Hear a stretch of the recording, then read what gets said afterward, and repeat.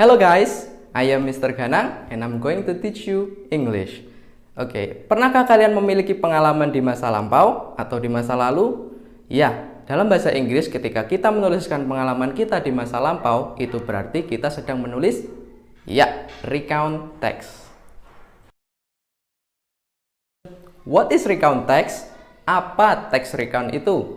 A recount text is a text which retells a story that happened in the past. Adalah sebuah teks yang menceritakan kembali kejadian-kejadian atau peristiwa yang terjadi di masa lampau.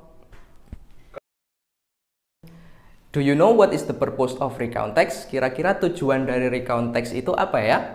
The purpose of recount text is to retell something that happened in the past. Jadi, kata kuncinya adalah retell atau menceritakan kembali.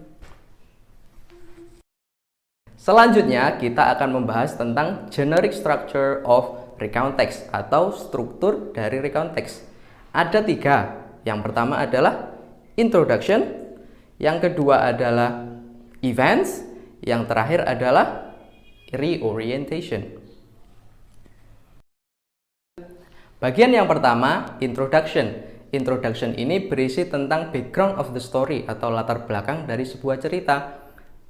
Nah, introduction to help the reader understand what the text is about. Jadi di situ ada siapa yang terlibat, kemudian ada waktu kapan terjadinya, kemudian yang terakhir di mana terjadinya pengalaman itu. Selanjutnya yang kedua adalah events. Berisi biasanya 1 paragraf atau bahkan lebih. Menceritakan kembali kejadian-kejadian di masa lampau secara kronologikal atau secara berurutan. Bagian yang terakhir adalah reorientation. Di sini merupakan akhir dari cerita tadi. Bisa juga penulis memasukkan komentar pribadinya ke dalam akhir cerita ini. Selanjutnya, pada bagian terakhir ini kita akan membahas tentang language features atau unsur-unsur kebahasaan dari recount text. Language features atau unsur-unsur kebahasaan dari recount text ada 4. Yang pertama adalah simple past tense. Fungsinya adalah to talk about something that happened in the past, menggunakan verb to.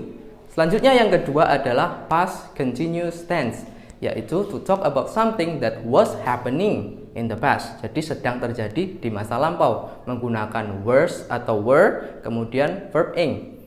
Yang ketiga adalah adverb of time. Adverb of time adalah waktu di mana peristiwa itu terjadi atau kapan. For example, yesterday, last week, last month, dan lain sebagainya. Yang terakhir adalah time connective atau penyambung waktu, penghubung waktu. Tujuannya adalah to show sequence of events atau bagaimana membuat cerita itu berurutan. Contohnya, first, second, third, after that, before that, dan lain-lain. Nah, itu tadi bahasan kita tentang recount text. Definisinya, tujuannya, strukturnya, kemudian language features-nya. Masih ingat semua kan? Sip. Thank you for watching.